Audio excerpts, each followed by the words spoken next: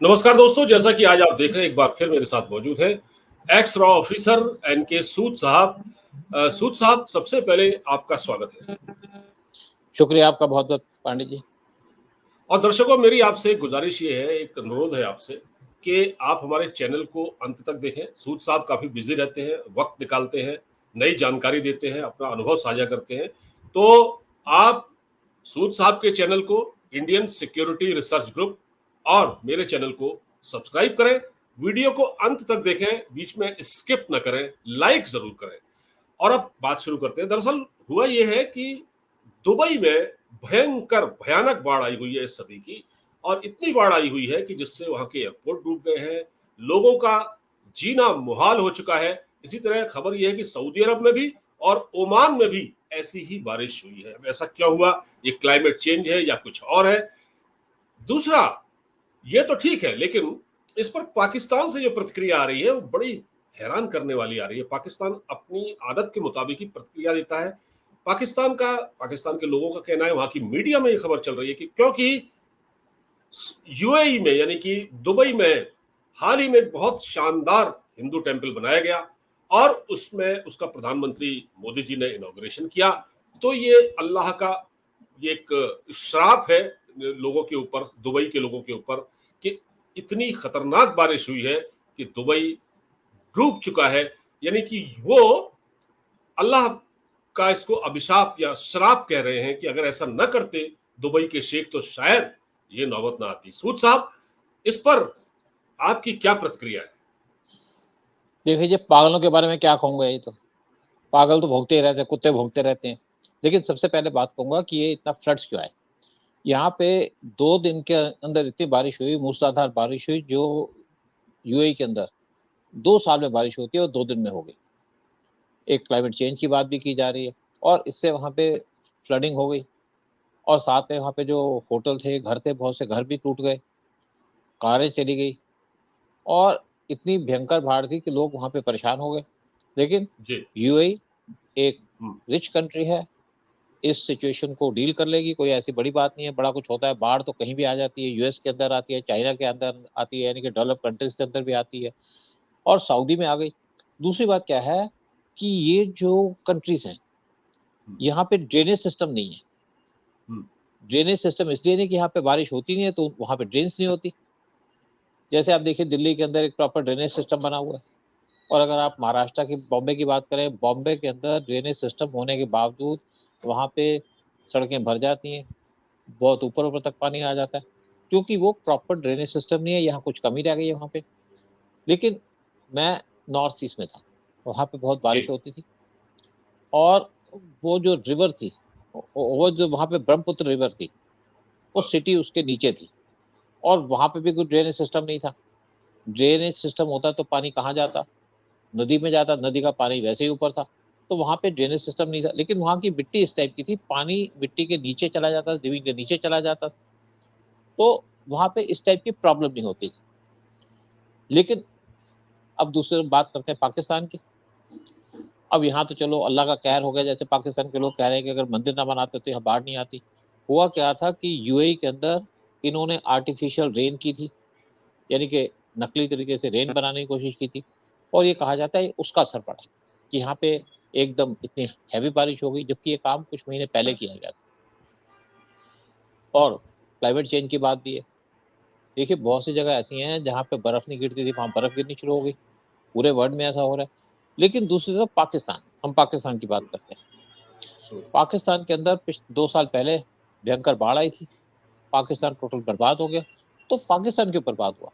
पाकिस्तान इसलिए बर्बाद हुआ कि पाकिस्तान के अंदर जो हिंदू रहते हैं या माइनॉरिटीज रहती हैं, उनको इन्होंने इतना तड़पाया कि उनकी आह लग गई पाकिस्तान के ऊपर।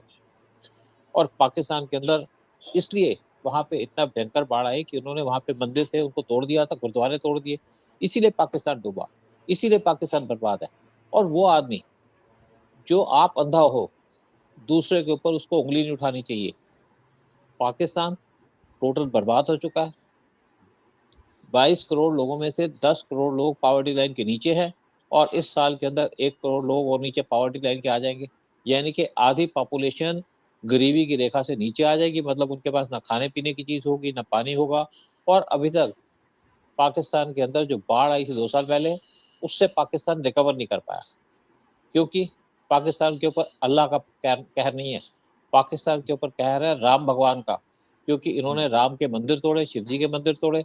और दूसरी बात यह है कि पाकिस्तान का क्या मुंह लगता है किसी को बात करने का। घर में नहीं दाने, अम्मा चली भुनाने।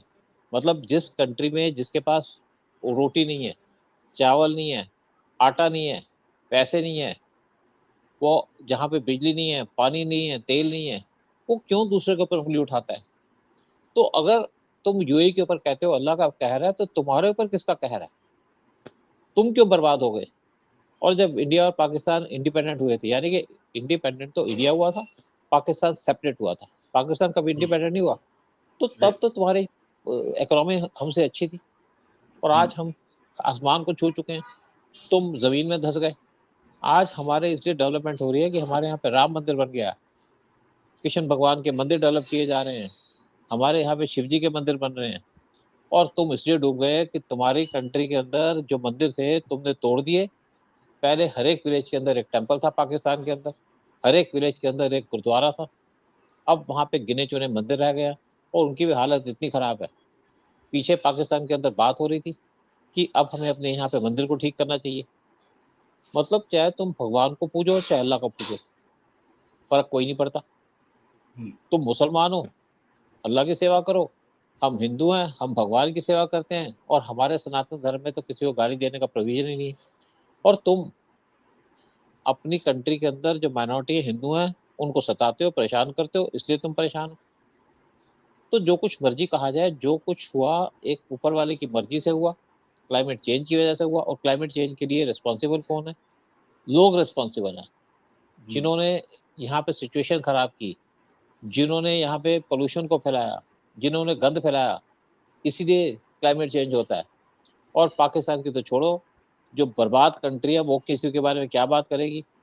लेकिन जो कुछ भी हुआ आप देखिएगा, यूएई और ज़्यादा आगे चलेगा, बढ़ेगा आगे, और पाकिस्तान रोता ही रह जाएगा। इनकी और सर फितरत सबसे इस टाइप की। जी, जी। बिल्कुल ठीक है। अभी मैं एक न्यूज़ पढ़ रहा था, पाकिस्तान के ही मीडिया में वो छपी है, वो ये है कि जैसा कि आप जानते हैं कि पाकिस्तान जो है, आपदा में भी अवसर ढूँढता है। जैसे नेचुरल कैलेमिटी कुछ हो जाती है, तो उसमें भी वो अपना चांस ढूँढते हैं, पैसा लेने का। तो सऊदी अरब माफ़ कीजिए, ये यूएई यूएई के शेख से पाकिस्तान के प्रधानमंत्री शहबाज शरीफ ने फ़ोन पर बात की और कहा कि बड़ा बुरा लग रहा है आपके वहाँ इतनी बारिश हुई है, ये क्लाइमेट चेंज है। पाकिस्तान भी क्लाइमेट चेंज से के दौर से गुजर रहा है। हमारे वहाँ भी पिछले साल जैसा कि आपने बताया 2 साल पहले बड़ी भयंकर बारिश हुई। अच्छा जितना पैसा आया सब ये लोग खा गए, उसमें कुछ लगाया नहीं इन्होंने, किसी के लिए कोई मदद नहीं की। तो वो ये कह रहे हैं कि चलिए आपके वहाँ भी ये प्रॉब्लम है, हमारे वहाँ भी प्रॉब्लम है। आप हमको पैसा दीजिए और हम आपकी मदद करेंगे। मिल-जुल कर इस पर हम काम करते हैं। देखिए यहाँ कोई भी उन्होंने पाकिस्तान भीख माँगने का चांस ढूँढ लिया। बिल्कुल, बिल्कुल। देखिए क्या हुआ कि टर्की में कहर आया, वहाँ पे बड़ा भारी हुँ, भूकंप आया था। हाँ, तो वहाँ पे किसका कहर हुआ था? अल्लाह का कहर हुआ था ना वहाँ पे, राम का जी, कहर तो नहीं हुआ। वहाँ पे तो कोई मंदिर नहीं बना ना, वहाँ पे उन्होंने हाँ, एक जो एक आप चर्च था उसको कन्वर्ट कर दिया था एक मॉस्क के अंदर, इसीलिए वहाँ पे ऐसी सिचुएशन आई, और वहाँ पे इतना बड़े आपदा आई।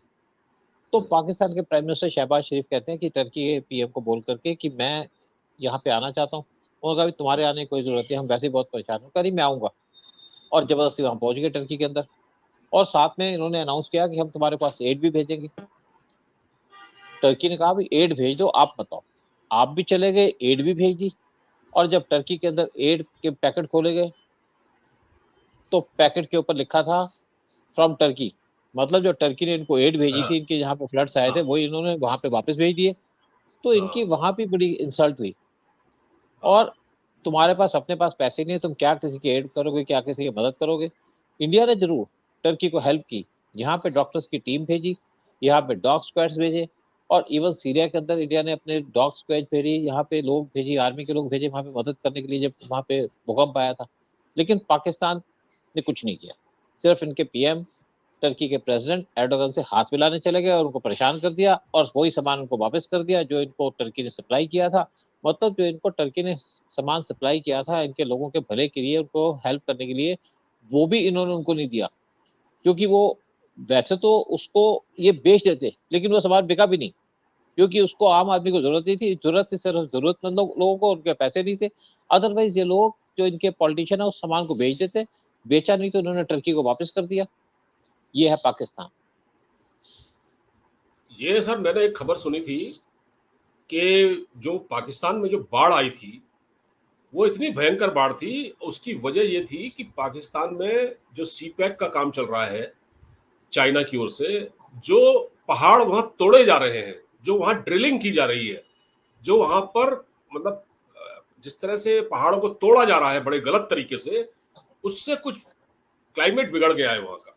मतलब जिस देखिए प्रकार आप कुदरत से देखिए खेल रहे हैं ना, प्राकृतिक पता क्या असंतुलन है, पैदा हो गया। देखिए ऐसा है, जैसे डैम बनते हैं, हाँ। डैम बनने में के लिए या पुल बनाने के लिए टेक्निक यूज की जाती है। आजकल तो लेटेस्ट टेक्निक्स है ना, जैसे हमने अभी एक सेला टनल बनाई तवांग के पास, तो वो ऑस्ट्रेलियन ऑस्ट्रियन टेक्नोलॉजी से बनाई। तो जब डैम बनाए गए आपके पीओके के अंदर, उन्होंने डैम बनाने के लिए वहां पे बम्बों से ब्लास्टिंग की और बम ब्लास्ट करके पूरे एरिया को तबाह सा कर दिया। मतलब इन्होंने, चाइना ने कोई तरीके से काम नहीं किया, बेढंगे तरीके से काम किया। मतलब आप वहां पे डैम बना रहे हैं, डैम बना के फिर ब्लास्ट कर रहे हैं जगह जगह के अंदर बगैर सोचे समझे, तो वहां पे सिचुएशन तो खराब होगी। और इसीलिए कहा जाता है कि वहां पे आपदा भी आ गई थी और प्रॉब्लम हो गई। और चाइना को क्या लेना, चाइना तो अपना काम करता है, पैसे लेता है, आपको डुबो देता है और डुबो करके चला जाता है, आप कर्जे में डूब जाते हो। वही चाइना ने पाकिस्तान के साथ किया। पाकिस्तान के लोग मारे गए ना, पाकिस्तान के अंदर बाढ़ आई, चाइना का तो कुछ नहीं किया। तो चाइना तो यही करता है, और पाकिस्तान का ऑल वेदर फ्रेंड है चाइना। और पाकिस्तान के प्राइम मिनिस्टर शहबाज शरीफ मौका ढूंढते हैं किसी से बात करने का, कि मौका मिल जाए। और अब देखिएगा, हो सकता है कि दुबई चले जाएं, वो कहेंगे आप मत आइए, फिर चले जाएंगे और जाके ये कहेंगे जी बड़ा अफसोस हुआ आपके यहाँ पे बाढ़ आ गई, हमें कुछ पैसा दे दो, भीख दे दो हमको। यही काम है इनका।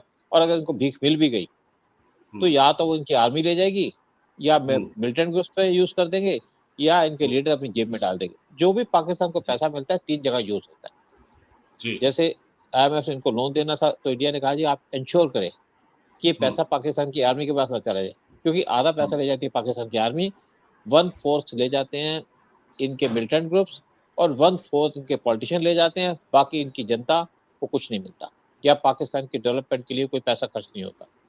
यही पाकिस्तान करता है।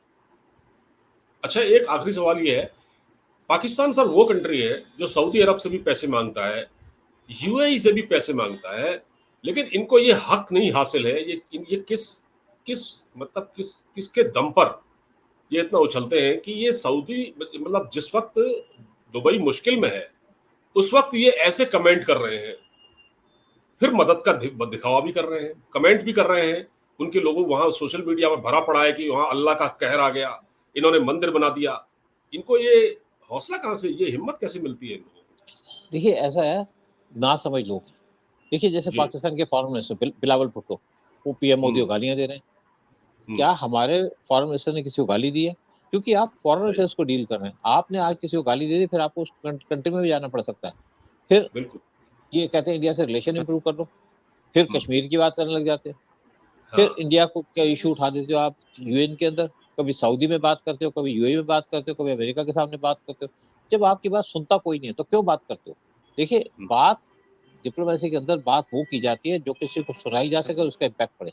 जब आपकी बात को सुनता नहीं है तो क्यों आप बात करते हो, क्यों आप उल्टी सी बात करते हो? लेकिन इनको समझ नहीं है, इसीलिए बातें करते हैं, और इसीलिए पाकिस्तान डूब जाता है, इसलिए पाकिस्तान के साथ कोई खड़ा नहीं है। बिल्कुल ठीक कहा आपने। और इस प्रकार के जो कमेंट कर रहे हैं, इससे पाकिस्तान को कोई लाभ होने वाला नहीं है। जो थोड़ा बहुत पैसा मिलता है, जो मिलता रहा है यूएई से, वो भी शायद मिलना बंद हो जाएगा। बहुत बहुत धन्यवाद सर, बातचीत करने के लिए, हमसे जोड़ने के लिए, समय निकालने के लिए। शुक्रिया। नमस्कार। Thank you very much. Thank you.